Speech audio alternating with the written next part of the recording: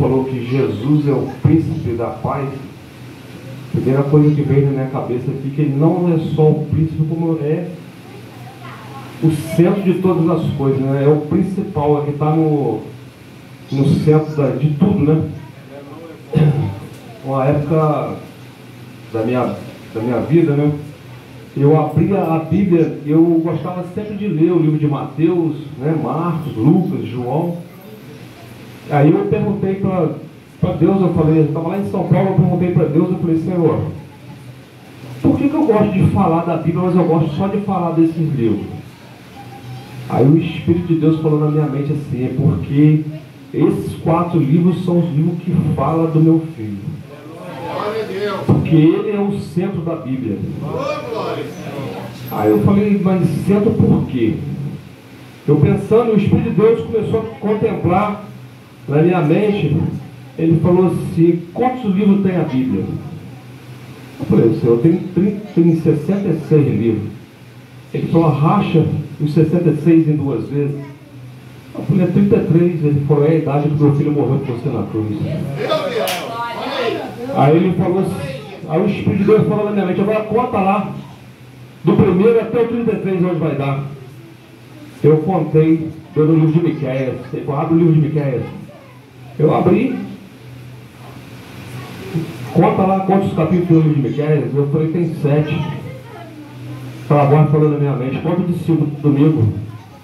Eu falei, tem 7 dias. Eu falei, o dia de você ir na minha casa adorar o nome do meu filho. Pode procurar lá, se não dá isso, 7 livros. Então, quando você se dispõe a se separar e para buscar as coisas de Deus, o Espírito de Deus fala, né? Independente do lugar, né? Ou da maneira que você esteja, mas quando você se dispõe, né? O Espírito de Deus fala, né? Eu creio que é assim, né? A Bíblia fala, irmão, no livro de Gênesis 13, se eu não falo a memória, 13, verso 1, ali fala que Abraão subiu do Egito, rico, e subiu junto com ele a sua família, e subiu também Ló, seu sobrinho. Só que a Bíblia fala em Ló, seu sobrinho, só que Abraão ali tinha uma amizade tão grande por Ló, que em vários lugares na Bíblia ele não chama Ló somente de seu sobrinho, ele chama Ló também de seu irmão. Ele chama Ló de irmão, não só de sobrinho. Só que a Bíblia relata que eles desceram por causa da fome, e quando voltaram rico. Voltaram rico. Né? Eles subiram rico do Egito. Só que o que acontece? A riqueza, tem pessoas que não sabem lidar com a riqueza, por isso que muitas vezes a riqueza não chega na vida de todo mundo. Abraão viu a promessa de Deus sobre a vida dele. E Ló ali, ele pegou uma carona junto com Abraão, ele enriqueceu junto com a carona por causa da promessa que Abraão tinha na vida dele. Ló foi carregado pela promessa que tinha na vida de Abraão. Ló enriqueceu junto com ele por causa da promessa que tinha na vida dele.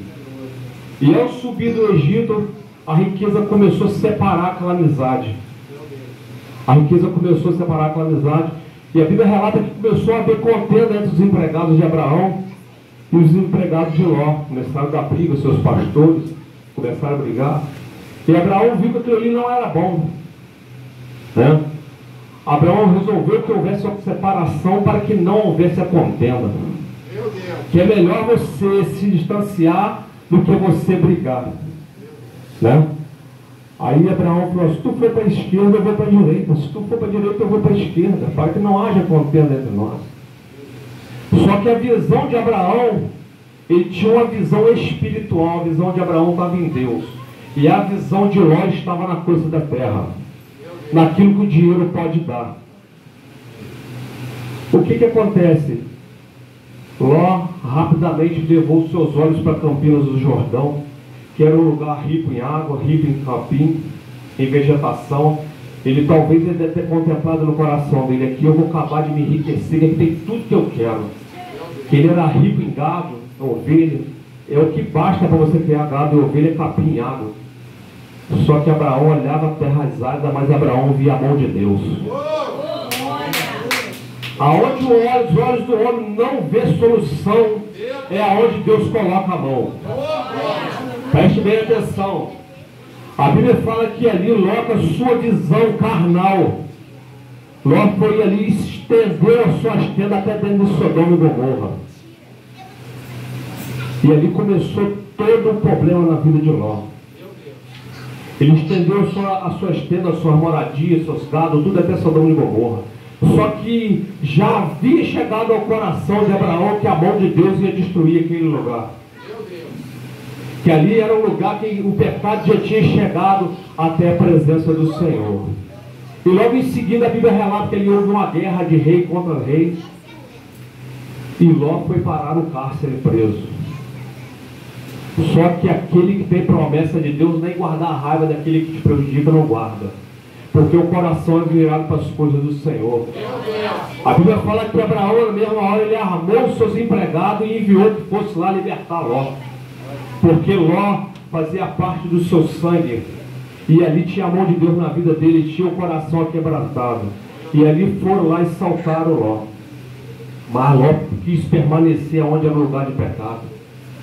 Ele preferiu se permanecer no lugar que não agradava a Deus, porque os olhos dele estavam virados para as coisas do mundo.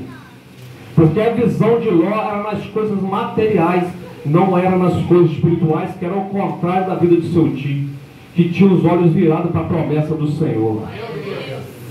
Preste bem atenção, irmãos. Ali já havia uma promessa de Deus para destruir aquele lugar, e todos sabem aqui da história, que os anjos do Senhor foram enviados àquele lugar. E ali os homens queriam fazer sexo até com os anjos, as pessoas daquele lugar. E a destruição veio sobre aquele lugar. Mas Abraão, ele botava o joelho no chão e orava, não por aquele lugar. Ele orava pela vida de Ló e de sua família que estava lá dentro. Muitas das vezes a vida de alguém é poupada porque alguém está com o joelho dobrado orando pela mim e pela sua vida. Às vezes permanecemos de pé porque tem alguém atrás orando por nós. A desgraça e a morte ele não chegou até Ló, porque Abraão lá atrás estava orando. Mesmo sabendo que o seu sobrinho queria passar a perna nele. Mas Ló ali se permaneceu de pé, porque Abraão se permanecia de joelho orando pela vida dele. Não por Sodoma e Gomorra, a oração era para a vida de Ló. Preste bem atenção, irmão. O pastor Marquinhos falou aqui sobre Jesus. Jesus é a perfeição que veio sobre todos os profetas. Não vai existir profeta igual Jesus. Jesus é aquele que está na frente de todas as coisas. É aquele que veio para dar alinhamento ao Evangelho. É aquele que veio consertar aquilo que não estava de acordo. Jesus veio para acertar e dar direção. Né? A gente tem passagem da Bíblia que a gente olha só o que é a presença de Jesus na situação. A Bíblia fala que Pedro estava dentro do barco, lavando a rede. Jesus estava à distância, pastor. Jesus talvez estava como daqui naquele ventilador olhando Pedro lavar a rede. Né? E Pedro estava ali lavando a rede, Jesus observando. Jesus só botou o pé no barco depois que a rede estava limpa. Meu Deus! Jesus só entra no barco quando não tem pecado, só quando a rede está limpa. Quando Jesus bota o pé dentro do barco, sabe o que ele fala com Pedro? Agora afasta o barco da terra. Meu Deus! Você sabe o que quer dizer isso, irmão? Não tem como Jesus trabalhar se um pé estiver na terra e o outro estiver no barco. Se não sair da terra, não tem negócio com Jesus. Porque os negócios com Jesus é espiritual, não é carnal. Meu Deus! Enquanto não tirar o pé da terra, Jesus não entra no negócio. Jesus só trabalha em rede limpa e em barco que está fora da terra. Você vê a perfeição. E quando Jesus entra no barco, a palavra de Deus fala que Pedro não tinha pegado peixe nenhum. Aí Pedro vira para Jesus e fala: Senhor, sobre a tua palavra eu vou lançar a rede. Meu Deus! Sobre a tua palavra. Foi a maior pescaria que Pedro fez. Foi a maior pescaria que Pedro fez. E a Bíblia fala, pastor, que pegou tanto peixe que não coube dentro do barco de Pedro. Pedro teve que botar no barco dos outros. Meu Deus, olha aí, Deus. Teve que botar no barco dos outros. E o maior problema é quando o barco está cheio. Você sabe qual de quê? esquece de onde Jesus te tirou, do barco vazio.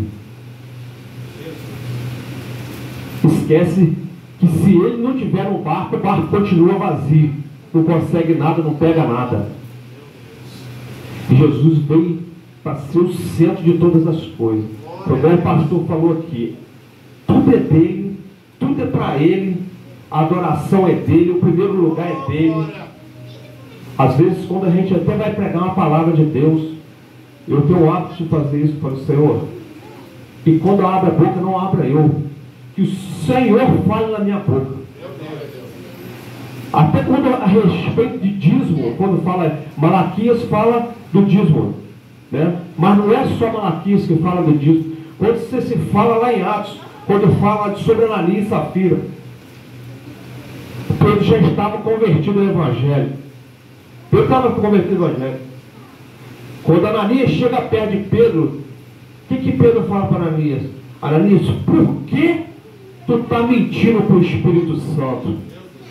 Se tu tem não é seu, se vender não vai fazer proveito. Você sabe o que Pedro estava falando com ele? Porque tu está enganando, está roubando o meu Senhor, tu vai morrer. Quando você pega um dízimo, eu faço isso, quando eu pego um dízimo para dar na casa de Deus, eu ajoelho o Senhor, eu falo, Senhor, tem misericórdia de mim e aceita o meu dízimo. Tem misericórdia de mim e aceita, porque Deus não precisa do dinheiro do homem. Você que precisa que Deus aceite alguma coisa de você, né? É a palavra que eu deixo aqui nessa noite, eu agradeço a oportunidade.